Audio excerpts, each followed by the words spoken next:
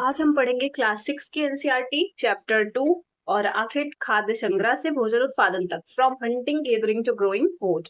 और तो आज हम ये चैप्टर शुरू करने से पहले कुछ बेसिक टर्म्स जानेंगे कि आप तो सोचते होंगे अक्सर कि क्या हम टाइम ट्रेवल कर सकते हैं, तो आप इसके लिए बहुत सारी सोचते हो कि मशीनें होंगी आधुनिकता के दौर में, लेकिन नहीं। मैं आपको कहूँ कि इतिहास एक ऐसा विषय है जो आपको पीछे की घटनाओं में ले जाके जीवंत उदाहरण दिखा सकता है।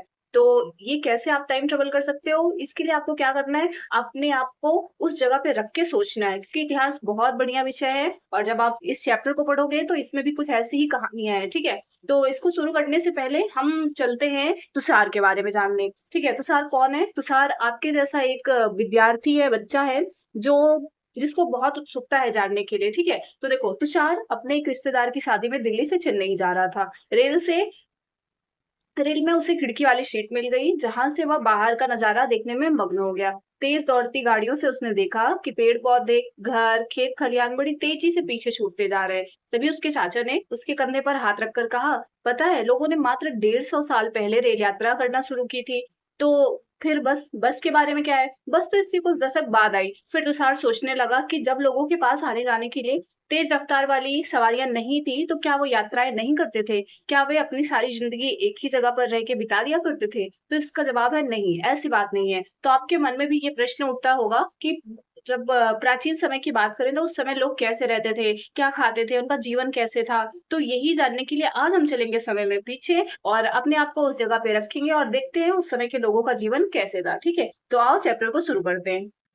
तो सबसे पहले देखते हैं आखेट खाद्य संग्राहक, द हंटर्स गेदरर। मतलब कि वो खाद्य संग्रह मतलब क्या करना? भोजन को इकट्ठा करना। ठीक है, आरंभिक लोग इस महाद्वीप में 20 लाख साल पहले से रहते थे। भोजन के लिए वो जंगली जानवरों का शिकार करते थे, मछलियां और चिड़िया पकड़ते थे तथा फल फूल पौधे और पत्ते अंडे इकट्ठा किया करते थे। ऐसा वो क्यों करते थे? इसका एक बड़ा कारण ये हो सकता है कि वो कुछ चीजें खाते थे और कुछ अपने साथ आगे ले जाते थे, क्योंकि उनका कोई फिक्स स्थान नहीं था, कोई एक ठिकाना नहीं था, इसलिए वो अलग अलग जगह यात्राएं करते थे, घूमते रहते थे। इसलिए उनका भोजन कहीं मिलता था, कहीं नहीं मिलता था, इसलिए वो अपना भोजन अपने साथ रखते थे। ठीक है, इसका एक बड़ा कारण है। तो आप अपने आप को उस जगह रखो और आप सोचो कि अगर आप उस जगह होते तो आप क्या करते? क्या सारा भोजन एक जगह ही खा लेते या उसको कुछ अपने साथ भी इनके जैसे ले जाते? तो आप सोचते होगे वो प्रायः क्यों इधर उधर घूमते थे? तो इसका एक बड़ा कारण है कि उनका कभी कभी संसाधन की समाप्ति हो जाती थी। देखो, कभी कभी वो एक ही जगह पर रहने पे वहां के पौधे और जानवर समाप्त हो जाते थे, ऑब्वियसली वो खा के खत्म कर देते होंगे तो समाप्त हो जाएंगे। दूसरा है शिकार का पीछा। जानवर भोजन की तलाश में घूमते रहते थे, इसलिए उनका शिकार करने के लिए इंसानों को उनका पीछा करना पड़ता था। बिल्कुल करना पड़ता होगा। उसके बाद मौसमी फल पौधे, जैसा कि आज के समय में आप देखते हो तो बहुत सारे टाइम के अकॉर्डिंग, मतलब जो मौसम आता है उसके हिसाब से आपको बहुत सारी चीजें खाने को मिलती है। तो सेम वैसे उस समय भी रहा होगा। तो इसलिए वो प्राय मौसमी फल पौधों के लिए अलग अलग फूल उगते थे अलग अलग मौसम में, इसलिए मौसम के अनुसार स्थान बदलते रहते थे। चौथा है पानी की तलाश करना, जैसे नदियां झीलों का पानी उपलब्धता के अनुसार उन्हें यात्राएं करनी पड़ती थी। ठीक है, तो आज के समय में अगर मैं कहूँ आज के समय में आप क्यों घूमते हो, तो एक बड़ा कारण आपका यही है कि आप मनोरंजन के लिए घूमते होगे या फिर आप बहुत ज्यादा रिश्तेदारों दोस्तों के यहाँ जाते होगे। लेकिन उस समय आप उस जगह पे हो, आज के टाइम पे आप इमेजिन कर रहे हो कि आप जंगल में हो, आपका कोई जानने वाला नहीं है, आप अपने ऊपर निर्भर हो। अगर बहुत है तो अगर लोगों का समूह है तो भी आप उसमें हो, लेकिन आपका कोई वहां पे देख रेख करने वाला नहीं है। तो आप क्या करोगे? आपका मेन क्या सोर्स रहेगा? पानी, भोजन, शिकार, यही तो आपका मेन सोर्स रहेगा, है ना? चलो ठीक है, फिर आगे बढ़ते हैं हम। देखो, वो प्राय इधर उधर तो घूमते रहते थे, लेकिन उनको क्या अपनी सुरक्षा की भी आवश्यकता करनी होती होगी। बिल्कुल, तो इसलिए वो क्या करते थे? पत्थर के औजार बनाते थे। तो चलो देखते हैं पत्थर के औजार क्यों बनाते होंगे वो। आरंभिक मानव ने पत्थर, लकड़ी, हड्डियों के औजार बनाए तथा पौधों पत्थरों का उपयोग करने के लिए, फल फूल काटने के लिए, हड्डियां, मांस तथा पेड़ों की छाल, जानवरों की खाल निकालने के लिए, छीलने के लिए वो प्राय पत्थरों के औजारों का उपयोग करते होंगे। आज के टाइम पे अगर हम बोले औजारों का उपयोग क्यों किया जाता है, AK-47 जैसे हथियार है, तो ये क्यों किए जाते होंगे? ये भी सुरक्षा के लिए ही किए जाते होंगे। लेकिन उस समय ऐसे हथियारों की उपलब्धता नहीं थी, जिसके कारण वो क्या करते थे? प्रायः पत्थरों के औजार ही उपयोग किया करते थे। ठीक है, तो यहाँ पे अब आ जाते हैं पुरास्थल में। पुरास्थल उन स्थानों को कहते हैं जहाँ पे औजार, बर्तन, इमारतों जैसे अवशेष मिलते हैं, उसे पुरास्थल करते हैं। मतलब जहाँ पे पुरानी चीजें उपलब्ध होती हैं, उसे हम क्या कहते हैं? पुरास्थल।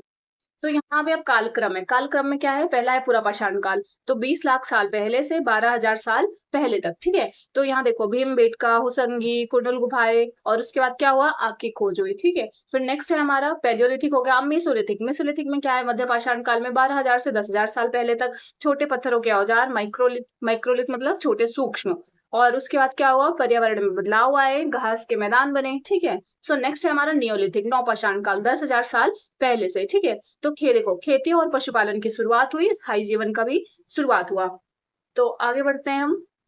अब देखो ये मैंने चार्ट ऐड क्यों किया है पीडीएफ में, इसका ऐड करने का एक बेसिक रीजन है कि आप अगर किसी भी कॉम्पिटेटिव एग्जाम्स की तैयारी करते हो तो आपके लिए इंपॉर्टेंट हो जाता है, क्योंकि एनसीईआरटी सिर्फ हम क्लास के लिए नहीं पढ़ते हैं, हम कॉम्पिटेटिव एग्जाम्स के लिए भी पढ़ते हैं। तो इसमें कुछ ऐसे की पॉइंट्स रहते हैं जो आप बार बार चैप्टर को नहीं पढ़ सकते, तो अगर आप इसका शॉर्ट नोट्स बना लेते हो तो आपको ये पढ़ने में बहुत आसान रहेगा। और अगर आप बच्चे हैं, क्लास को देख रहे हैं, तो आप इसको एक बार रिवाइज कर लीजिए। आप उसको इतना नोट्स बनाने की नीड नहीं है, जब आप आगे जाके किसी कॉम्पिटेटिव एग्जाम्स की तैयारी करोगे तो आप इसको पढ़ने की नीड होगी, ठीक है।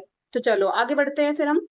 देखो अब आग की खोज हुई, डिस्कवरी ऑफ फायर, अब उन्हें आग की आवश्यकता भी महसूस होने लगी। तो अब इसके साक्ष्य देखो, आंध्र प्रदेश की कुरनूल गुफाओं से राख के अवशेष मिले हैं, ठीक है। इसका मतलब है कि आरंभिक लोग आग जलाना सीख चुके थे। आग का प्रयोग प्राय प्रकाश, मांस पकाने, खतरनाक जानवरों को दूर भगाने के लिए किया जाता होगा, ठीक है। तो अब देखो हम इतिहास को ये नहीं कह सकते कि प्रॉपर ये हुआ ही है, ये हम सिर्फ साक्ष्यों के अनुसार अपने आप को समझा सकते हैं, अपने आप को बता सकते हैं कि हम अनुमान भर लगा सकते हैं कि ये घटनाएं हुई होंगी। तो इसलिए यहाँ पे आंध्र प्रदेश की जो कुरनूल गुफा है वहां से हमें राख के अवशेष मिले हैं, इसलिए हमारे जो पुरातत्वविद है, जो भी खोज करता है, उन्होंने क्या कहा कि हो सकता है, ठीक है। आरंभिक लोग, इसका मतलब क्या, जलाना सीख चुके थे, उनको भी पूरा इसका वो नहीं है साक्ष्य उनके पास, लेकिन फिर भी उन्होंने एक अनुमान भर लगाया है। तो इतिहास अनुमानों से भी बहुत जगह चलता है, ठीक है। तो चलो आगे देखते हैं फिर हम। सो नेक्स्ट है हमारा खेती और पशुपालन की शुरुआत, बिगिनिंग ऑफ फार्मिंग एंड हार्डरिंग, ठीक है। तो नेक्स्ट है हमारा, देखो लगभग 12,000 साल पहले जलवायु में गर्म बदलाव आए, जिसके कारण घास के मैदान बने। इंसानों ने गेहूं, जौ, धान जैसे अनाजों का उपयोग मतलब उगाने पर भी ध्यान दिया। सबसे पहले उन्होंने कुत्ते को पालतू बनाया, इसके बाद उन्होंने भेड़, बकरी, गाय, सूअर जैसे जानवरों को भी पालतू बनाने लगा, ठीक है। अब वो स्थायी जीवन करेंगे तो जाहिर सी बात है वो गाय है, बकरी है, इन सबको क्यों रखते होंगे, प्राय इनसे दूध भी उनको मिल जाता होगा, इसलिए वो प्राय इन जानवरों को रखते होंगे, पालते होंगे, ठीक है। सो हमारा नेक्स्ट है बसने की प्रक्रिया। तो देखो लोगों द्वारा पौधे उगाने, जानवरों की देखभाल करने को हम क्या कहने लगे, बसने की प्रक्रिया, ठीक है। बसने की प्रक्रिया कब, जब वो पौधे उगाने लगे, जानवरों की देखभाल करने लगे, तो उन्होंने आवश्यकता महसूस की कि हम सभी लोगों को घूमना नहीं चाहिए, हमें घूमक्कड़ जीवन नहीं अपनाना चाहिए, हमें कुछ स्थायी जीवन में भी आना चाहिए। तो उसमें से कुछ लोगों ने स्थायी जीवन की ओर रुख किया, ठीक है। सो नेक्स्ट है हमारा एक नवीन जीवन शैली, a new way of life, ठीक है। जब लोगों ने पौधे उगाने शुरू किए तो उनकी देखभाल के लिए उन्हें एक ही जगह पर लंबे समय तक रहना पड़ता था। अनाज को भोजन और बीज दोनों रूपों में संभाल कर रखना जरूरी था, इसलिए वो मिट्टी के बर्तन, टोकरियां बनाने लगे और जमीन में गड्ढे खोदकर, मतलब खोदे गए या फिर खोद के रहने लगे, ठीक है।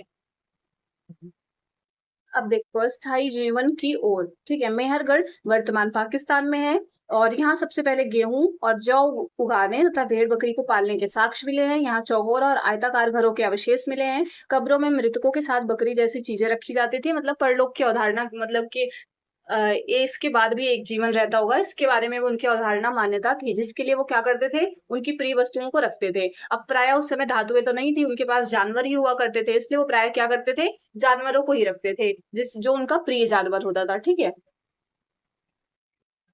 देखो बुर्ज होम ये कहाँ है, वर्तमान कश्मीर में है। यहाँ से गर्तावास यानी पिट हाउस, यानी जमीन के नीचे घर बने मिले हैं, जिसमें उतरने के लिए सीढ़ियां होती थी। प्राय वो ठंड से बचने के लिए गर्तावास बनाते होंगे, जिसका हमें साक्ष्य कहाँ से मिलता है, कश्मीर से मिलता है, ठीक है। तो देखो यहाँ पे कुछ इंपॉर्टेंट डेट्स हैं, इसको आपको मैंडेटरी है, याद रखना is must important, okay. So number 1 is a mesolithic period, मध्य पाषाण काल, 12,000 से 10,000 साल पहले है। बसने की प्रक्रिया की शुरुआत कब हुई, 12,000 साल पहले, ठीक है। और उसके बाद मेहरगढ़ में बस्ती का विकास कब हुआ, लगभग 8,000 साल पहले।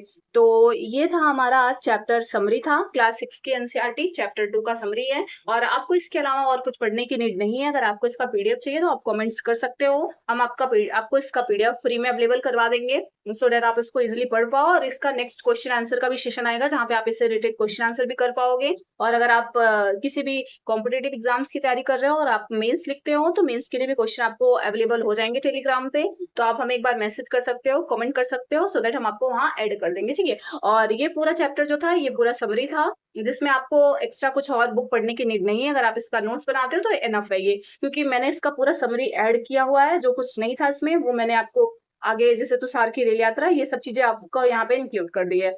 तो होपफुली आपको आज की क्लास अच्छी लगी होगी। अगर अच्छी लगी है तो प्लीज लाइक शेयर सब्सक्राइब, आप अपने दोस्तों के साथ भी शेयर करो, सो दैट वो भी इसका लाभ उठा पाए। और फिर मिलते हैं आपसे अगले वीडियो में, तब तक के लिए बाय बाय।